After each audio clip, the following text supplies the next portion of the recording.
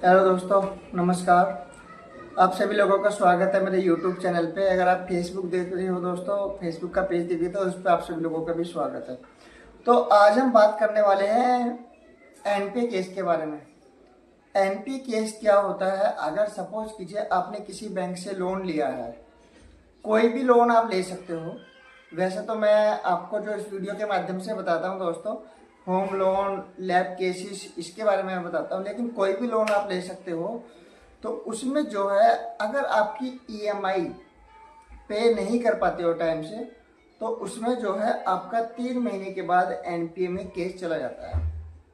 3 महीने यानी कि 90 दिन के बाद में आपके पास में रिकवरी वाले आएंगे, परेशान करेंगे। तो ये सारी चीज़ें आज हम डिस्कस करेंगे। चलिए दोस्तों, वीडियो ज़्यादा लंबी ना होते हुए इस पर डिस्कस स्टार्ट करते हैं। सबसे पहले तो मैं आपको बताता हूँ कि अगर कोई भी आपने लोन लिया है, सपोज कीजिए होम लोन आपने लिया है। होम लोन लेने के बाद में आपकी पहली ईएमआई बाउंस हो गई। पहली ईएमआई बाउंस होने के बाद में आपने क्या किया? आपके पास पैसे नहीं है देने के लिए, तो आप बैंक से जाके अपना बातचीत करिए। बैंक अगर नहीं मानता है तो आप इसके बारे में आरबीआई को भी सूचित कर सकते हैं। अगर आपकी दूसरी ईएमआई बाउंस हो जाती है तो आपके ऊपर प्रेशर बनाना स्टार्ट कर देते हैं बैंक वाले।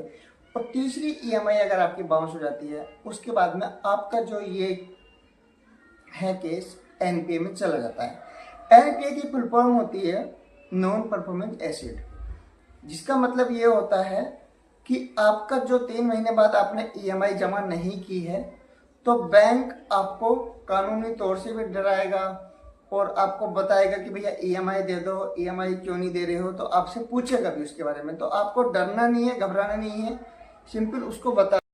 दोस्तों सिंपल आप बैंक से बात कीजिए, परेशानी की कोई बात नहीं है। अब इसके मैं आपको बताता हूँ, अगर एनपीए में केस जाता है तो आपका नुकसान क्या क्या होता है। सबसे पहली बात तो ये है कि नंबर 1, आपका सिविल इफेक्ट करेगा। जो सबसे बड़ी बात होती है, सिविल पे ही प्रॉब्लम क्रिएट आपकी होगी। दूसरा जो ये है, दूसरा इफेक्ट आपका आएगा, आपको कहीं से लोन नहीं मिलेगा, आपको लोन में प्रॉब्लम होगी। तीसरा आपका ये आएगा, आप अगर कहीं पे भी लोन के लिए अप्लाई करते हैं, XYZ कोई सा भी करते हैं और वहाँ पे आपका अप्रूव हो जाता है, तो आपको हायर इंटरेस्ट पे मिलेगा, काफ़ी ज़्यादा हाई इंटरेस्ट रेट पे आपको मिलेगा। ये कुछ चीज़ें मैंने ओवरव्यू में बताई हैं कि आपको इम्फेक्ट क्या होगा। अब इसके बाद में ये तो ये चीज़ें होगी।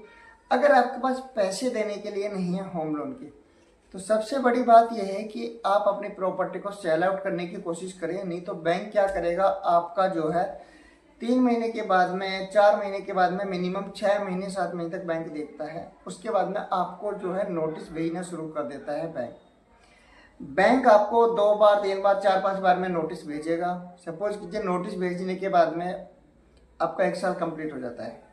रिकवरी वाले आपको डराएंगे, धमकाएंगे, आपसे ईएमआई लेने की कोशिश करेंगे। तो जो आप उसमें ईएमआई देते रहोगे, बैंक क्या करेगा, उसको इंटरेस्ट के तौर पे लेता रहेगा। जो पेनल्टी आपकी होगी, इंटरेस्ट होगा, उसी में सारा वो डिडक्शन करता रहेगा, उसका बाउंसिंग चार्जेस वगैरह में। उसके बाद में क्या करेगा, बैंक जो है कोर्ट के द्वारा आपकी प्रॉपर्टी में प्रॉब्लम क्रिएट कर सकता है।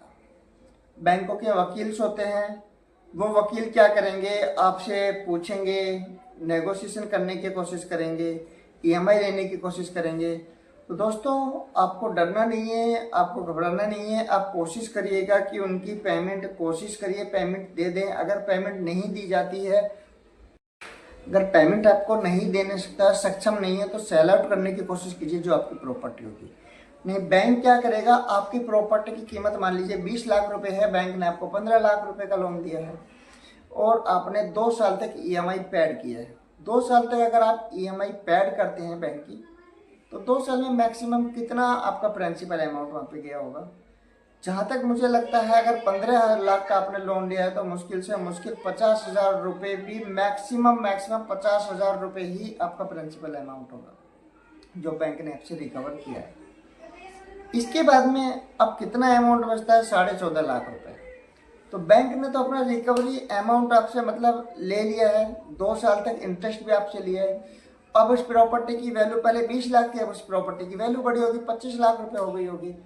तो अगर बैंक आपको कोर्ट के द्वारा नोटिस देता है, समन भेजता है, तो आपको प्रॉपर्टी खाली करनी पड़ेगी, क्योंकि वो तो बैंक के ऑप्शन में चली जाएगी। अब तो अब आपको क्या करना पड़ेगा, कोशिश ये करिए 6 महीने 7 महीने में आप उस प्रॉपर्टी को, अगर 25 लाख की वैल्यू है तो आप इस प्रॉपर्टी को बेच दीजिएगा किसी क्लाइंट को।